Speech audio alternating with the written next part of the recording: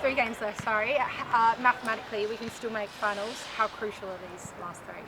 Yeah, we're not really looking at the finals equation because it's not really in our hands. So we've just set a target for how we want to finish the season, and we took a good step forward last week with a win, and we'll be just going as hard as we can to win the remaining 3 games.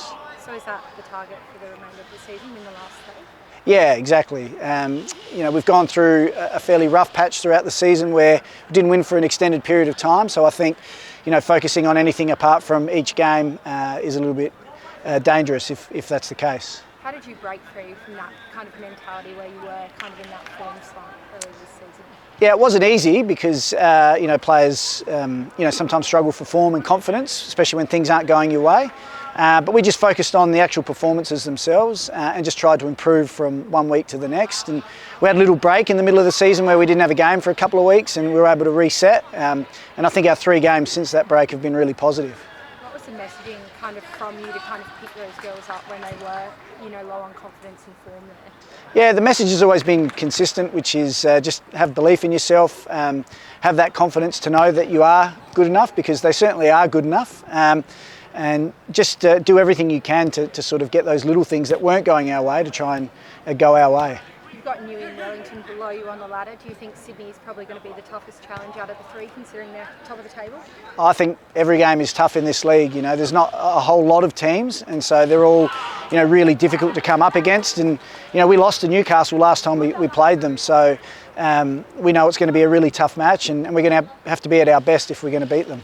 What are the focuses ahead of that match? How are you planning on knocking them down? Our focus has been for the last 3 weeks since that break just to play a more attacking brand of football and try and score goals, because for a large part of that slump we were struggling to score. It's been great that we've been able to score 6 goals in the last 3 games, so we'll continue that attacking focus. And I always don't like conceding goals either, so we'll just try and tidy up and clean up at the back a bit and see if we can keep a clean sheet as well.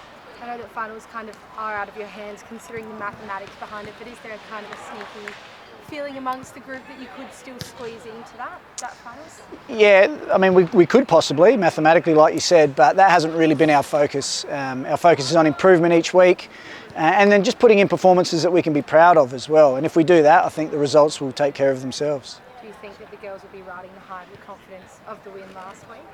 Yeah, they will be, and just the ability to play here. It's such a great venue. We were fortunate enough to play almost every home game here last year, and we haven't actually returned this season, so that's been disappointing. But the fact that we're able to play here, hopefully in front of a bigger crowd as well, will really spur them on. Adrian, also some inclusions back to the squad as he comes back. Some girls back from international duty, as well as Ella Tompkins being named in the squad as well. How important is it to have those girls back into the side and bolstering up the stocks as well? Yeah, it's really important for us. Last week we weren't even able to name a full bench because we had so many players missing. But it's given some young players some opportunities, and they stood up and did really well against a Perth side who we really respect. So it was great to see that, good opportunities for them. But yeah, it's always nice as a coach to have more players available for selection. And I've actually got a few headaches this week in terms of who plays and who doesn't, and that's a nice headache to have. You mentioned the attacking focus. Has that been tactical or more of a mindset?